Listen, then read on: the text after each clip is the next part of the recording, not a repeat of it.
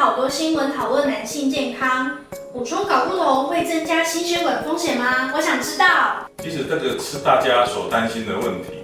根据2023年一个大型的医学研究，让这些荷尔蒙低下的病人补充长期的荷尔蒙，的确是不会增加心血管的风险。但是您如果身处于一个比较严重的心血管问题的时候，我想我们来跟心血管的医师一起来帮忙你哦。哇，这集真的太重要了，加入我吧。